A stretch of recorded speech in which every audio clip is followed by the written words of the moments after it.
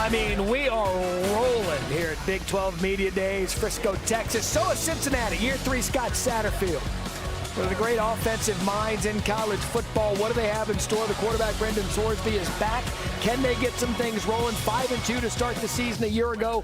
Plenty of talent still hanging around Cincinnati as they embark on the upcoming season.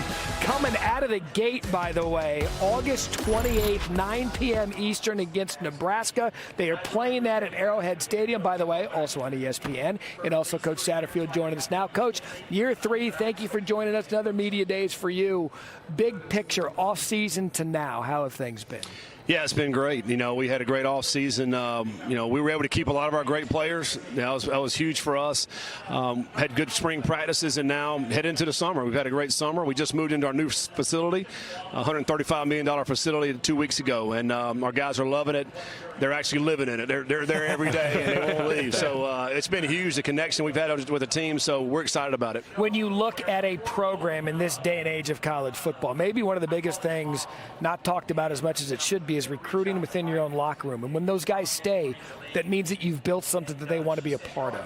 What does that speak to what you've built in the first 2 years that guys want to stay and see this thing through? Yeah, I mean, it's huge. I think that speaks to the culture of what we have and you know, being at Cincinnati, and our city is a great city. It's a great place to live. But Dante Corleone, who's an All-American 2 years ago, I mean, he stayed. You know, Joe Royer could have went to the NFL. He stayed. You know, Brandon Sorsby. In this day and age, these guys are getting calls, and they're fielding these calls. And in order to keep those guys, I thought it was critical for our team to show that we got something going here that's pretty strong. And I'm excited about this year because those guys can come in and show what they really have. It's kind of amazing last year. It felt like one of those strange years where everything was looking good, and then for whatever reason, there'd be a play late or a play here or there that just kind of flipped the script. You have all these close calls. What has been the message to the team in making sure that they don't make the critical mistake or give up the big play in a critical moment in the game so that some of those close losses can turn into close wins this upcoming season? It's huge. This league, I mean, everybody lost 2 games last year in this league, so we know how tight it is. The margins are so small.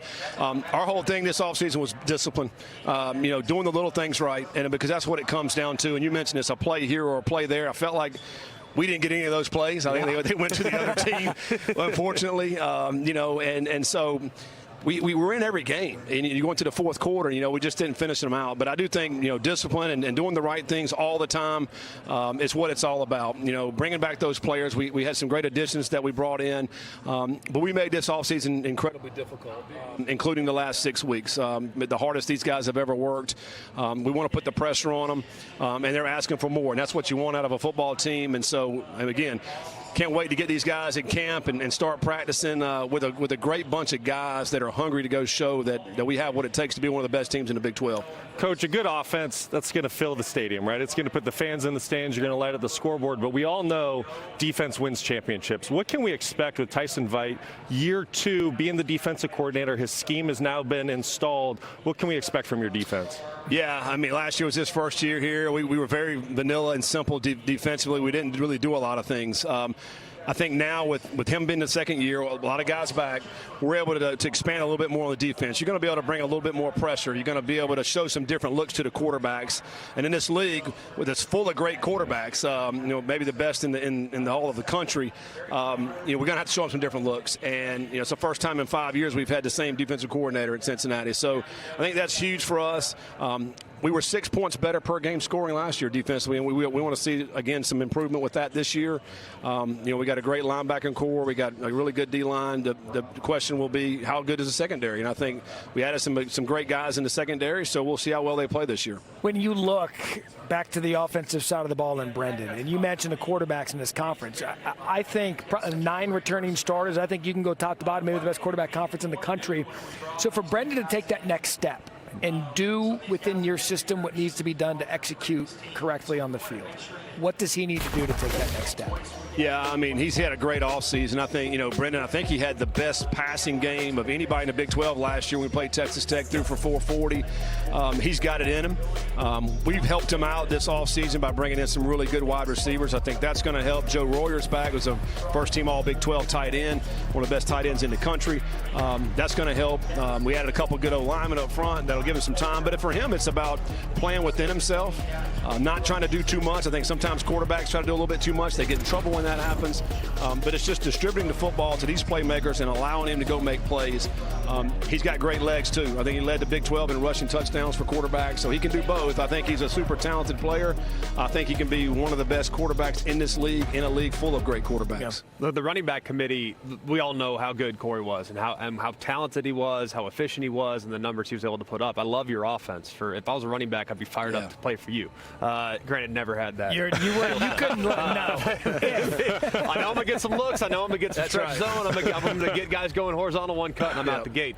So with what Brennan's going to like to do in his next step, how do you make sure with a relatively new-looking backfield alongside him, how do you make sure those guys are all meshing together with some of the stuff you're asking for off the RPO and the stretch zone stuff? Yeah, I think you're right. I mean, our running backs, we've had a 1,000-yard rusher for 13 years, I think, straight. I mean, I think, Tyree Walker's a guy we transferred from Wisconsin, was close to a 1,000-yard rusher there. He is Corey-like.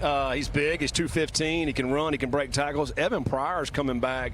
I think Evan Pryor could be kind of a sleeper running back in this league. I mean, he had a bunch of, runs over 50 yards for touchdowns last year. He's got the juice. He can go. There's going to be a great 1-2 punch there with those two guys. If we can open it up a little bit in the passing game and stretch the field a little bit more down the field, it's certainly going to open up more of that running game. We do want to be able to run the football. Last year in the second half of the season, man, they were stacking the boxes. 9 and 10 guys. We got to do a better job of taking the top off, and I think with the new receiving core, we're going to be able to do that and push the ball down the field, which will help get some more big plays and touchdowns, I think, down the field. Coach, when you talk about all these offensive weapons, these guys can't do their job without a great offensive line. And you have a center in Gavin Gearhart with 36 career starts. Talk to me about his leadership, and you mentioned the new pieces coming to that offensive line. How is that unit gelling as they finished up spring ball and head into fall camp?